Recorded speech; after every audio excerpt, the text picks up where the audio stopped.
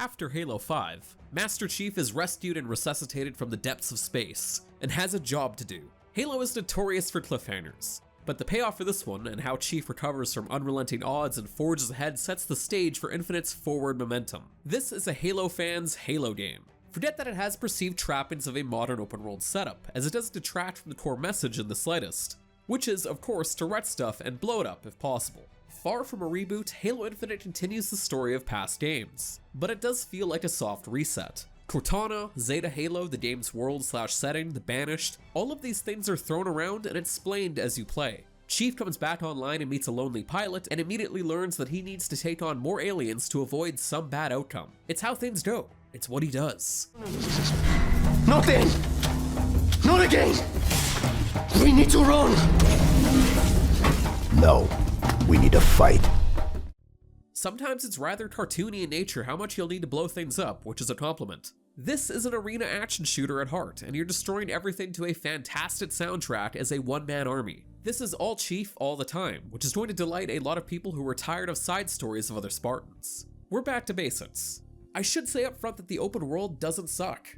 After a few intro missions elsewhere, Chief and his pilot are thrown into Zeta Halo, which has a world map. From there, you can wander around, collect stuff, kill stuff, go conquer forward operating bases, FOBs, which highlight more stuff and create fast travel points, or run to critical path missions, which have a cutscene transition and often take place in a bunker or structure.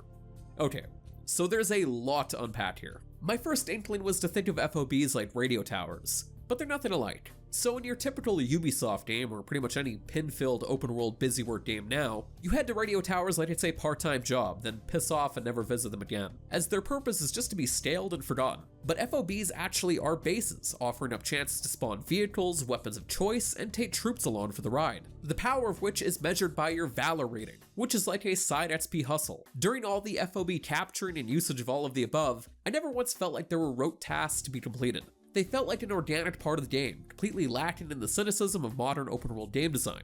Halo Infinite succeeds because it doesn't lose sight of its roots and never really tries to be something different. With that aim, it's actually a breath of fresh air. Campaign missions are also very traditional, and some of the transitions between open-world play and set missions are noticeably flashy. Yes, a lot of them are literal bunkers I mentioned earlier, cordoned off from the map. But the ones that aren't feel that much more imposing when you look in the background and see the giant mountains of Zeta Halo. Again, the open world works in Halo Infinite's favor pretty much at all times. In terms of fundamentals, we already talked about some gameplay mechanics in the multiplayer review on the website, which you can check out in the pinned comment. But suffice to say, they're translated wonderfully to the campaign. Here you have access to power-ups whenever you want on a strict cooldown, as they're unlocked.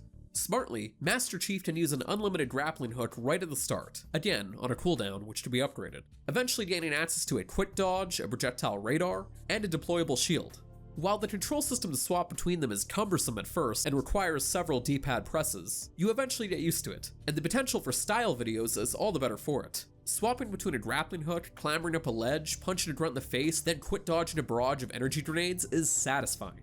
The potential here for Master Chief to be a badass is at an all-time high, and the amount of weapons in the game doesn't feel too overwhelming, notably because a few of them are reworked clones of each other with more power and a different paint scheme. That's in part because 343 isn't above reusing some things in the campaign, a tactic that's subtle at first but becomes more obvious as you progress. One unfortunate byproduct of this is a completely reused boss fight, among several mini-bosses that do not feel unique in the slightest, a Borderland-esque "it's this unit but it looks a little different" move.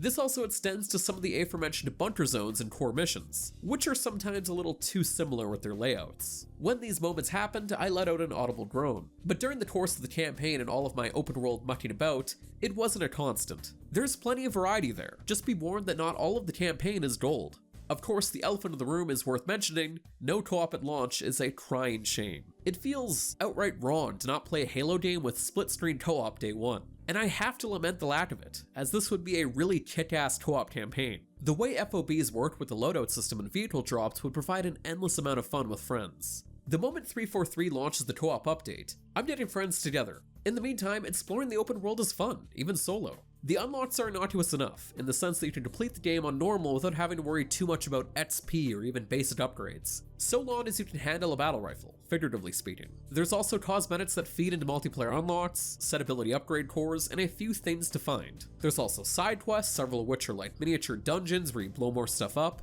There's barely any downtime in Halo Infinite, even when you're doing random things. While we did cover multiplayer on the website, it's important to at least mention it again before we close up shop on the launch version of Halo Infinite. So in theory, it's glorious. All of the same arena shooter foundation translates well, and the moment-to-moment gameplay is great. I just hope they continue to iterate on the reward system, because it really has the potential to be the best multiplayer on the market with a few tweaks.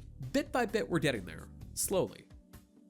If I had one piece of advice for people on the fence with Halo Infinite, it would be not to worry about the open world and embrace how it's handled here. I was incredibly worried at first that 343 wouldn't be able to resist the siren song of other major publishers, but the restraint here is appreciated. This is an extremely 2021 Halo, and I think it's going to win over both lapsed players and diehards.